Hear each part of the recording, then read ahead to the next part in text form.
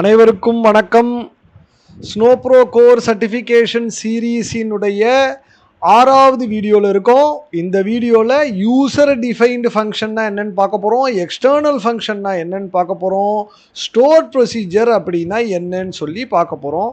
சரி, ரொம்ப பேசாமல் வீடியோக்குள்ளே நேராக போயிடலாம். நம்ம ஏற்கனவே இதெல்லாம் பற்றி காமனான இதில், அதாவது ஸ்கீமா ஆப்ஜெக்ட்ஸுக்குள்ளே என்னென்னலாம் இருக்குங்கும் பொழுது இதை பற்றிலாமும் நம்ம பார்த்தோம். Store procedure, user define function, அதை பற்றிலாம் நம்ம பார்த்துருந்தோம். இப்போ அதை பற்றி டீட்டெயில்டாக விரிவாக நம்ம பார்க்க போகிறோம். சரி, யூசர் டிஃபைன் ஃபங்க்ஷன் அப்படின்னா என்னன்னா, யூசர் டிஃபைன் ஃபங்க்ஷன்னா என்ன சொல்றாங்கன்னு பாருங்க. நான் இதை வந்து தமிழில் தான் உங்களுக்கு மாற்றி சொல்ல போறேன், அதனால நீங்க இங்கிலீஷை அதை அப்படியே படிச்சுக்கோங்க. சரியா? இப்போ யூசர் டிஃபைன் ஃபங்க்ஷன் அப்படிங்கிறது ஒரு சீக்வல்ல நீங்க வந்துட்டு இதை கூப்பிட முடியும் அப்படின்னு சொல்றாங்க. சரி, யூசர் டிஃபைன் ஃபங்க்ஷனுடைய லாஜிக்கு சீக்வலால செய்ய முடியாத ஒரு சில வேலைகளை செய்யறதுக்கு உபயோகப்படுத்தப்படும் அப்படின்னு சொல்றாங்க. அப்படின்னா இப்போ ஒரு லூப்பிங் வேலை பண்ணணும்னு வச்சுக்கோங்க. லூப்பிங்னா என்னன்னு காமனா எல்லாருக்கும் தெரியும், அதை நான் ரொம்ப டீடைல்டா அதுக்குள்ள போக விரும்பல. இப்போ ஒரு லூப் பண்ணணும் அப்படின்னா லூப்பை நீங்க டைரக்டா சீக்வல்ல லூப் பண்ண முடியாது. அந்த மாதிரியான லூப்பிங்க்கு நீங்க யூசர் டிஃபைன் ஃபங்க்ஷனையோ இல்லைன்னா ஸ்டோர் ப்ரொசீஜரையோ தான் நீங்க உபயோகப்படுத்தணும். சரிங்களா? அடுத்தது யூடிஎஃப் என்ன பண்ணும்னா ஒரு ஃபங்க்ஷனாலிட்டியை என்கேப்சுலேட் பண்ணும், அதை திருப்பி திருப்பி கூப்பிட்டுக்கலாம் அப்படின்னு சொல்றாங்க. இது ரொம்ப முக்கியம், நல்லா புரிஞ்சுக்கோங்க. ஒரே கோடை திருப்பி திருப்பி எழுதுறதுக்கு பதிலாக ஒரு கோடை ஒரு இடத்துல எழுதிட்டு அதை வந்து திருப்பி திருப்பி எங்கெங்க தேவையோ அங்கே எல்லாத்தையும் கூப்பிட்டுக்கலாம். இதை ஃபங்க்ஷன் நம்ம சொல்லுவோம். ப்ரோக்ராமிங் பண்ணுறவங்களுக்கு எல்லாருக்குமே பேசிக்காக இது தெரிஞ்சிருக்கும். அதே தான் இதுவும் உங்களுக்கு செய்யும்.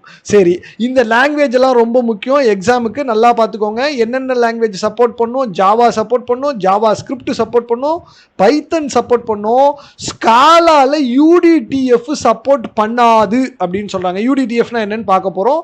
சீக்வல் அதே மாதிரி சப்போர்ட் பண்ணும். சரி, இந்த யூசர் டிஃபைன் ஃபங்க்ஷனை ரெண்டா பிரிக்கிறோங்க.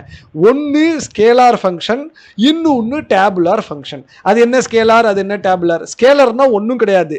இது என்ன பண்ணும், ஒரே ஒரு அவுட்புட்டை மட்டும்தான் கொடுக்கும் உங்களுக்கு. நீங்க அதுக்கு கொடுக்குற இன்புட்டை பேஸ் பண்ணி ஒரு அவுட்புட்டை மட்டும்தான் அது கொடுக்கும்.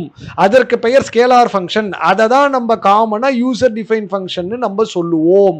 டேபுலர் ஃபங்க்ஷன் அப்படின்னா என்னன்னா அதை தான் நம்ம யூடிடிஎஃப் அப்படின்னு சொல்றோம், யூசர் டிஃபைன் டேபுலார் ஃபங்க்ஷன் சொல்லுவோம். அது என்ன பண்ணும்னா இன்புட்டை உங்ககிட்ட இருந்து வாங்கிட்டு டேபுளை அவுட்புட்டாக கொடுக்கும் அப்படின்னு சொல்லி அவங்க சொல்றாங்க. சரி, இன்னும் டீட்டெயிலா இதை பார்த்துருவோம். இதை பாருங்க. Create R replace function, add 1 I int அப்படின்னா என்ன பண்ணும், இது ஒரு இன்டீஜரை இன்புட்டா வாங்கிக்கும், இது ஒரு இன்டீஜரை அவுட்புட்டா கொடுக்கும் அப்படின்னு சொல்றாங்க. பைத்தன்ல இதை எழுதியிருக்கோம் அப்படின்னு சொல்லி லாங்குவேஜ் பைத்தன் ரன் டைம் வெர்ஷன் இதெல்லாம் சொல்றாங்க. இந்த இடத்துல டிஃபைன் பண்றாங்க பாருங்க. டிஃபைன் add 1 _ py I, இந்த I அது வாங்கும். அது என்ன பண்ணும், I கூட 1 ஆட் பண்ணி ரிட்டர்ன் பண்ணும். சிம்பிளான ஒரு விஷயம். ஸோ இப்போ செலக்ட் add 1 of 3 அப்படின்னு நம்ம போட்டோம் அப்படின்னா அது 4 அப்படிங்கிற அவுட்புட்டை நமக்கு வெளியில கொடுக்கும். இது ஒரு ஸ்கேலார் ஃபங்க்ஷன். ஏன், இது ஒரே ஒரு அவுட்புட்டை தான் வெளியில கொடுக்குறது. இப்போ இந்த சைடுல இருக்கிறத பாருங்க. இது ஒரு யூடிடிஎஃப்னு சொல்லக்கூடிய டேபுலார் ஃபங்க்ஷன். இது என்ன பண்ணும், இது ஒரு டேபிளை வெளியில அவுட்புட்டா கொடுக்கும். அந்த டேபிள்ல இன்புட் ஐட்டம் இருக்கும், பாஸ்கெட் ஐட்டம் _sk இருக்கும், நம்பர் ஆஃப் பாஸ்கெட்ஸ் இருக்கும். இதை நம்ம இப்போ இங்க டிப்பிக்கலா இங்க கூப்பிடுறாங்க பாருங்க, செலக்ட் ஸ்டார் ஃப்ரம். இந்த இடத்துல கெட் மார்க்கெட் பாஸ்கெட் அப்படிங்கிறது தான் இந்த ஃபங்க்ஷன். அதுதான் இதனோட டெஃபினேஷனும் கூட. இதை நீங்க கூப்பிடும்போது என்ன ஆகும்னா இந்த மாதிரி ஒரு டேபிள் உங்களுக்கு வந்து அவுட்புட்டாக உங்களுக்கு வந்து கிடைக்கும். அதுதான் அதுல இன்புட் ஐட்டம் இருக்கும், பாஸ்கெட் ஐட்டம் SK இருக்கும், நம்பர் ஆஃப் பாஸ்கெட்ஸ் இருக்கும். சோ வித்தியாசத்தை புரிஞ்சுக்கோங்க. ஸ்கேலர் ஃபங்க்ஷன்னா என்ன, டேபுலர் ஃபங்க்ஷன்னா என்ன அப்படிங்கறத நீங்க புரிஞ்சுக்கணும். சரி, அடுத்தது எக்ஸ்டர்னல் ஃபங்க்ஷன்ஸ் அப்படின்னு சொல்லி ஒன்னு இருக்குங்க. இது என்ன எக்ஸ்டர்னல் ஃபங்க்ஷன்? எக்ஸ்டர்னல்ங்கிற வார்த்தையை பல இடத்துல பார்த்துட்டோம். எக்ஸ்டர்னல் டேபிள்னு ஒன்னு பார்த்துட்டோம், எக்ஸ்டர்னல் ஸ்டேஜ்னு ஒன்னு பார்த்துட்டோம். அதே மாதிரி எக்ஸ்டர்னல் ஃபங்க்ஷன் அப்படின்னு சொல்லி நம்ம பார்க்கிறோம். சேம் கான்செப்ட் தான் ஸ்னோஃப்ளேக்கு வெளியில அதை எக்ஸிக்யூட் பண்ணும், ஸ்னோஃப்ளேக்கு உள்ளுக்குள்ள அதை எக்ஸிக்யூட் பண்ணாது. It is executed outside of the snowflake.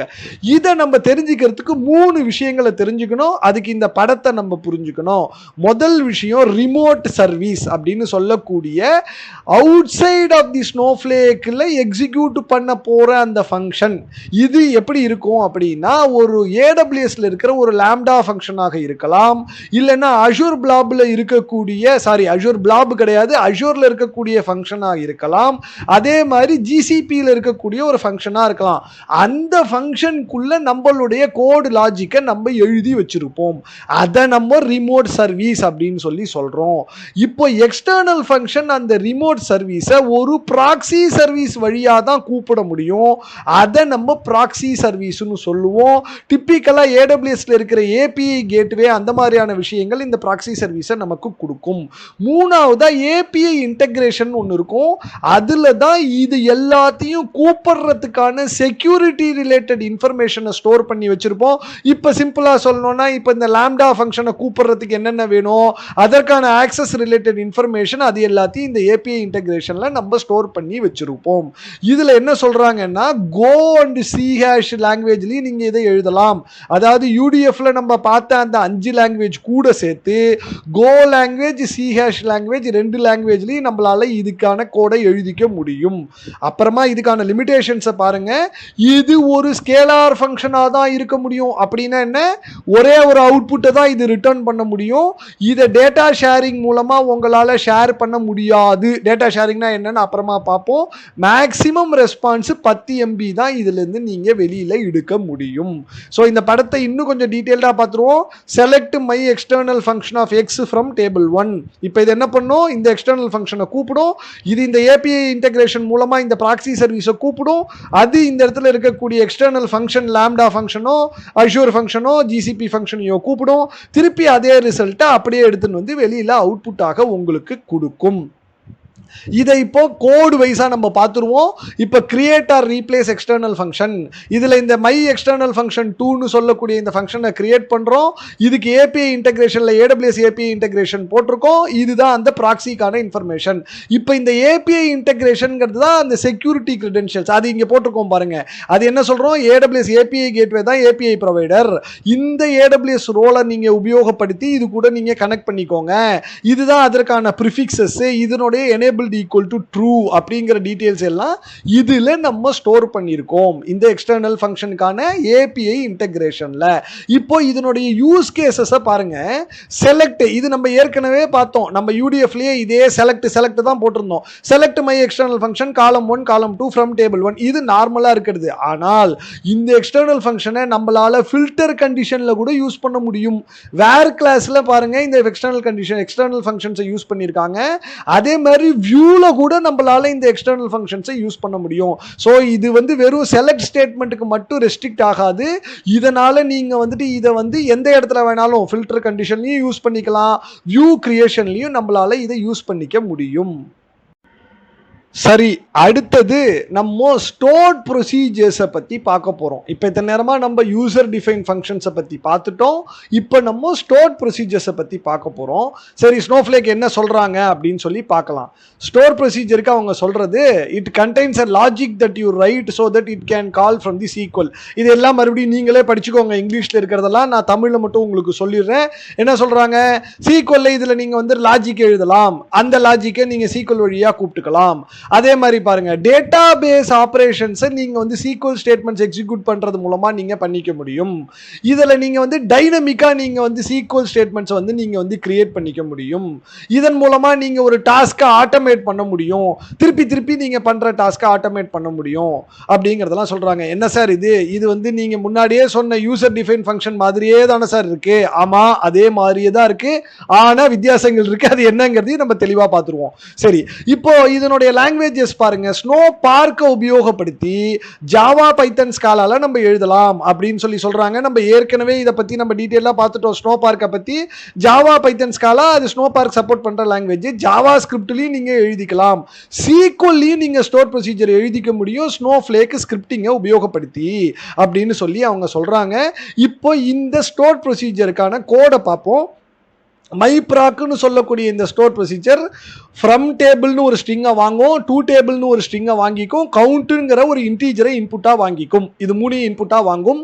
இந்த ப்ரொசீஜர் வந்து ஒரு பைத்தனில் எழுதப்பட்டிருக்கு, 3.8 இருக்கு. இது என்ன பண்ணுது, ஸ்னோபார்க் பைத்தானை உபயோகப்படுத்த போகுது.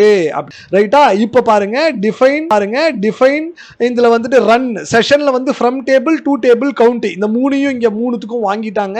இப்போ என்ன பண்ணுறாங்க, session dot table from table dot limit count dot write save as table.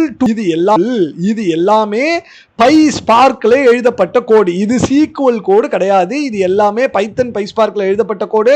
ஏற்கனவே இப்போ வந்துட்டு ஸ்னோ பார்க்ல இது எல்லாமே பார்த்துட்டோம். இப்போ இது என்ன பண்ணும், இப்போ இந்த இடத்துல முக்கியமான விஷயம் பாருங்க, இதுல கால் ஸ்டேட்மெண்ட் கொடுக்குறாங்க பாருங்க. யூடிஎஃப்ல இந்த கால் வராது. யூடிஎஃப்ல செலக்ட்ல டைரக்டா நம்ம அதை போடுவோம். பட் இந்த ஸ்டோர் ப்ரொசீஜரை கால் பண்ணி நம்ம கூப்பிடணும். B5 அப்படின்னா என்னன்னா, டேபிள் டேட்டாவை எடுத்துக்கும் அதை லிமிட் பண்ணும் 5ஆல. அப்படின்னா என்ன பண்ணும் 5 ரெக்கார்டை மட்டும் அந்த டேபிள் ஏல இருந்து எடுத்து அந்த 5 ரெக்கார்டை இந்த டேபிள் பில எழுதும். அதுதான் இந்த ஸ்டோர் ப்ரொசீஜர் உங்களுக்கு பண்ணும். இது ஒரு எக்ஸாம்பிளுக்காக இந்த ஸ்டோர் ப்ரொசீஜரை எடுத்து இது எப்படி ஒர்க் ஆகும் அப்படின்னு சொல்லி உங்களுக்கு காமிக்கிறேன். இன்னும் நம்மளுடைய $1 பில்லியன் கேள்விக்கு பதில் கிடைக்கல. அது ஸ்டோர் ப்ரொசீஜர் எப்போ யூஸ் பண்ணுவோம், யூடிஎஃப் எப்போ யூஸ் பண்ணுவோம்னு அதை தான் நம்ம இப்போ பார்க்குறோம். சரி, யூடிஎஃப் எப்போ உபயோகப்படுத்த போகிறோம்? யூடிஎஃப் எப்போ தேவைன்னா, எனக்கு ஒரு வேல்யூவை ரிட்டர்ன் பண்ணணும். அதாவது ஏதோ ஒரு வேலையை கொடுப்பேன், அந்த வேலைக்கான அவுட்புட்டை எனக்கு அதுலேருந்து அது திருப்பி கொடுக்கணும். அப்படிங்கிற இடத்துல நம்ம யூடிஎஃப் உபயோகப்படுத்துவோம். எப்போதும் ஒரு யூடிஎஃப் ஒரு வேல்யூவை ரிட்டர்ன் பண்ணியே தீரும். அப்படிதான் அது டிசைன் பண்ணப்பட்டிருக்கு. ஆனால் ஸ்டோர் ப்ரொசீஜர் அப்படி இல்லை. ஸ்டோர் ப்ரொசீஜரை நீங்க எதுக்கு வேணாலும் உபயோகப்படுத்திக்கலாம். நீங்க ஸ்டோர் ப்ரொசீஜர்லேருந்து எந்த வேல்யூ ரிட்டர்ன் பண்ணணும்னு தேவை இல்லை. அதான் டிஃபரன்ஸ். அடுத்தது, இப்போ நீங்க ஒரு யூடிஎஃப் ஒரு சீக்வல் ஸ்டேட்மெண்ட் மூலமா மட்டும்தான் கூப்பிட முடியும். அதிலிருந்து வரக்கூடிய அந்த வேல்யூ, ரிட்டர்ன் வேல்யூவை நீங்க மறுபடியும் அந்த ஸ்டேட்மெண்ட்ல உபயோகப்படுத்துற மாதிரி இருக்கும். ஆனால் ஸ்டோர் ப்ரொசீஜர் அப்படி கிடையாது. ஸ்டோர் ப்ரொசீஜர்ல நீங்க டிடிஎல் டிஎம்எல் ஆபரேஷன்ஸ் என்ன வேணாலும் நீங்க பர்ஃபார்ம் பண்ணிக்கலாம். மூணாவது, இந்த யூடிஎஃப் சிம்பிளான சீக்வல் செலக்ட் ஸ்டேட்மெண்ட்ஸ்க்கு மட்டும்தான் நீங்க உபயோகப்படுத்த முடியும். ஆனா ஸ்டோர் ப்ரொசீஜர்ல நீங்க டிஎம்எல் இது சொல்லக்கூடிய டேட்டா மேனிபுலேஷன் லாங்குவேஜ், அதாவது அப்டேட், டெலீட், இந்த மாதிரியான விஷயங்களை நீங்க ஸ்டோர் ப்ரொசீஜர் மூலமா செஞ்சுக்க முடியும். சரி, இதை இன்னும் ஜூஸ் எடுத்து எனக்கு ஜூஸ் கொடுக்க முடியுமா? இதோ கொடுக்குறேன், ஜூஸ் எடுத்துக்கோங்க. இப்போ என்னன்னா, இது இந்த பாக்ஸை நல்லா பாருங்க. டிக் அடிச்சிருந்தா இருக்குன்னு அர்த்தம், கிராஸ் போட்டிருந்தா இல்லைன்னு அர்த்தம். Must return value. இப்போ வந்துட்டு என்னன்னா, ஒரு யூசர் டிஃபைன் ஃபங்க்ஷன் கண்டிப்பாக ஒரு வேல்யூவை ரிட்டர்ன் பண்ணியே தீரணும். அந்த ரிட்டர்ன் பண்ற வேல்யூவை சீக்வல்ல உபயோகப்படுத்தியே தீரணும். அது யூசர் டிஃபைன் ஃபங்க்ஷனுக்கு எல்லாமே எக்ஸ் போட்டிருக்கு. ஸ்டோர் ப்ராடக்ட்ல அதெல்லாம் பண்ணணும்னு தேவையில்லை. இதை வந்து என்ன பண்ணணும், அப்படி context called in the context, வேற ஒரு ஸ்டேட்மெண்ட்டினுடைய கான்டெக்ட்ல இதை கூப்பிட முடியும். ஸ்டோர் ப்ரொசீஜரை கூப்பிட முடியாது. ஒரே ஒரு ஸ்டேட்மெண்ட்ல பல தடவை கூப்பிட முடியும். யூடிஎஃப் ஸ்டோர் ப்ரொசீஜரை கூப்பிட முடியாது. ஒன்னே மெயினா பாருங்க, ஸ்டோர் ப்ரொசீஜருக்கு டிக் போட்டிருக்கு. அது என்னன்னா டிடிஎல் டிஎம்எல் ஸ்டேட்மெண்ட்ஸ்னு சொல்லக்கூடியது ஸ்டோர் ப்ரொசீஜர்ல மட்டும்தான் கிடைக்கும், யூடிஎஃப்ல உங்களுக்கு கிடைக்காது. இந்த டீடைல்ஸ் எல்லாம் ஸ்னோஃப்ளேக்ல ஒரு பிரமாதமான டாக்குமெண்டேஷன்ல அவங்க கொடுத்திருக்காங்க. அது என்னங்கறத வந்து நம்ம வந்து பார்க்க போறோம். வீடியோ முடிக்கிறதுக்கு முன்னாடி அந்த டீடைல்ஸ் எல்லாத்தையும் பார்த்துருவோம். இப்போ யூசர் டிஃபைன் ஃபங்க்ஷன்ஸ்க்கான ஸ்னோஃப்ளேக்கினுடைய டாக்குமெண்டேஷன், இதுல நம்ம பேசின விஷயங்கள் எல்லாமே இருக்கு. ஸ்கேலர் ஃபங்க்ஷன்ஸ், டேபுலர் ஃபங்க்ஷன்ஸ், அதனோட கன்சிடரேஷன்ஸ் எல்லாம் என்ன, எப்ப நீங்க உபயோகப்படுத்தணும், என்னென்ன லாங்குவேஜஸ் சப்போர்ட் பண்ணும், அந்த டீடைல்ஸ் எல்லாமே இதுல இருக்கு. அடுத்தது எக்ஸ்டர்னல் ஃபங்க்ஷன்ஸ் பார்க்குறோம். எக்ஸ்டர்னல் ஃபங்க்ஷன்ஸ் இந்த படத்தெல்லாம் டீடைல்டா நம்ம பார்த்துட்டோம். எப்படி கிரியேட் பண்ணணும், என்னென்னலாம் பண்ணணும், எல்லா விஷயங்களும் இதுல இந்த எக்ஸ்டர்னல் ஃபங்க்ஷன்ஸ்க்கு இருக்கு. இந்த ஸ்டோர் ப்ரொசீஜரை பொறுத்த வரைக்கும் சேம் அதே மாதிரி தான். என்ன ஸ்டோர் ப்ரொசீஜர்னா என்ன, எப்படி உபயோகப்படுத்த முடியும், என்னென்ன லாங்குவேஜ் எல்லாம் சப்போர்ட் பண்ணும், அந்த விஷயங்கள் எல்லாம் இதுல இருக்கு. ஃபைனலா நம்ம முக்கியமா பார்த்த store procedure versus user define function, எதுக்கு எது உபயோகப்படும், எந்த இடத்துல எதை யூஸ் பண்ணணும் அப்படிங்கிற டீடைல்ஸ் எல்லாம் இது ரொம்ப பிரமாதமான ஒரு டாக்குமெண்டேஷன். கொஞ்சம் டைம் கொடுத்து இதை படிங்க. இது எல்லாத்தையும் தான் நான் எக்ஸ்ட்ராக்ட் பண்ணி அந்த ஒரே டேபிளர் காலத்துல உங்களுக்கு கொடுத்துட்டேன். டைம் இருந்தால் இதை படிங்க, என்னால் படிக்க முடியாது அப்படின்னா அந்த டேபிளர் காலமை மட்டும் பார்த்துட்டு நீங்கள் உங்களுடைய வேலையை முடிச்சுக்கலாம். நம்ம இந்த வீடியோவினுடைய எண்டுக்கு வந்துட்டோம். இந்த வீடியோ உங்களுக்கு இன்ஃபர்மேட்டிவாக இருந்திருக்கும் அப்படின்னு நான் நம்புகிறேன். எப்போதும் போல தான் சப்ஸ்கிரைப் பண்ணுங்கன்னு சொல்ல மாட்டேன். நோட்டிஃபிகேஷன் வரணுன்னா நீங்கள் சப்ஸ்கிரைப் பண்ணணும். கண்டிப்பாக கமெண்ட் எழுதுங்க. உங்களுக்கு பிடிக்கிறது பிடிக்காதது எல்லாத்த பற்றியும் கமெண்ட்ஸில் சொல்லுங்கள். உங்களுக்கு என்ன வேணுங்கிறதையும் கமெண்ட்ஸில் சொல்லுங்கள். அப்போ தான் நானும் என்னை வளர்த்துக்க முடியும், நீங்களும் உங்களை வளர்த்துக்க முடியும். கற்றனை தூறும் அறிவு.